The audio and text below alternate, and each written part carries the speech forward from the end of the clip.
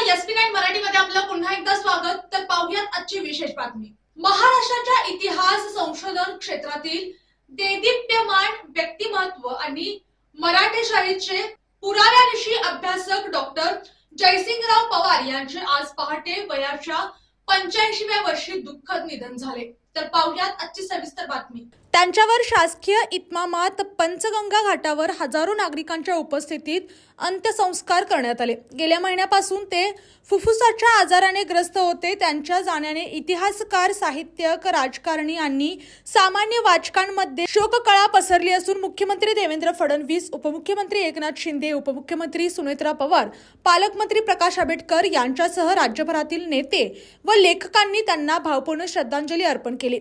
Doctor Jaysingrao Pawar यांचा जन्म 30 डिसेंबर 1941 रोजी सांगली जिल्ह्यातील तडसर गावी एका सामान्य कुटुंबात झाला. गरिबी व संघर्ष असूनही त्यांनी जिद्दीने कोल्हापूरच्या राजाराम महाविद्यालयातून MA आणि शिवाजी विद्यापीठातून PhD पदवी संपादन केली.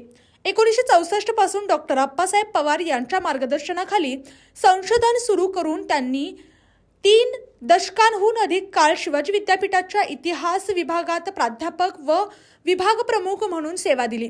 मराठी इतिहासातील दुर्लक्षित पैलूंवर प्रकाश टाकणारे डॉक्टर पवार यांचे सर्वात मोठे योगदान म्हणजे महाराणी ताराबाई व राजर्षी शाहू छत्रपती ही चरित्रे होते. छत्रपती शिवाजी महाराजांनंतर औरंगजेबाविरोधात स्वराज्य टिकवण्याबाबत ताराबाईचा मोलाचा वाटा होता. हे पुरेशा पुराव्यानिशी सिद्ध करून त्यांनी इतिहासाच्या मांडणीला नवे वळण दिले. त्यांनी एकूण 50हून अधिक ग्रंथ आणि 45 शोध निबंध लिहिले असून सेनापती संताजी घोरपडे, मराठेशाहीचा मागोवा यांसारखे ग्रंथ विशेष प्रसिद्ध आहेत. 1200 पानांचा 3 खंडांचा राजर्षी शाहू स्मारक ग्रंथ संपादित करून त्यांनी तो भारताच्या 16व्या भाषांसह रशियन, फ्रेंच, जर्मन इत्यादी भाषांमध्ये अनुवादित केला. माजी राष्ट्रपती श्रीमती प्रतिभा पाटील व प्रणव मुखर्जी यांच्या हस्ते या ग्रंथाचे प्रकाशन होऊन त्यांना सन्मानित करण्यात आले होते.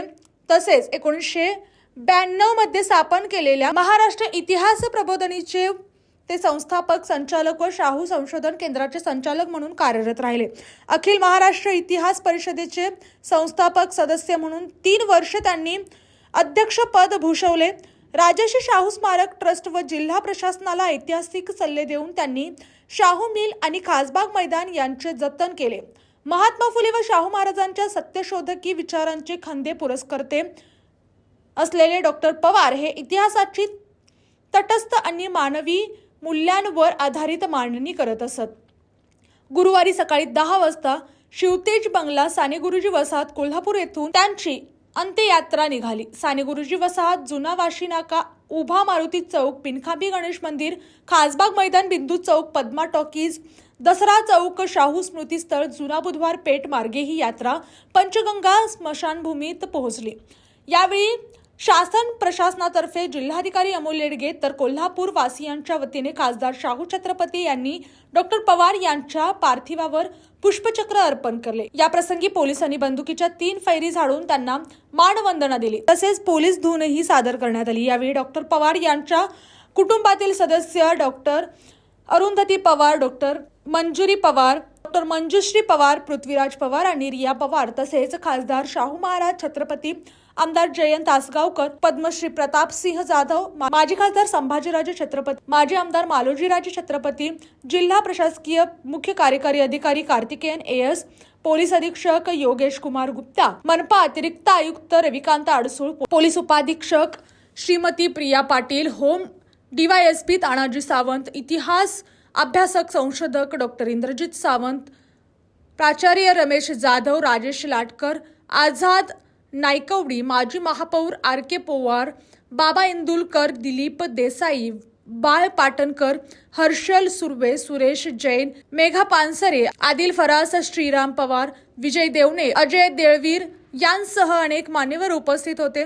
डॉक्टर जयसिंगराव पवार अमर रहे अशा घोषणा देत हजारो कोल्हापूरकर वासियांनी इतिहासाच्या या साक्षेपी अभ्यासकाला श्रद्धांजली अर्पण करून साश्रू नयनांनी अंतिम दर्शन घेतले. यांनी अशाच बातम्यांसाठी पाहत रहा SP9 Marathi, your time your news. धन्यवाद.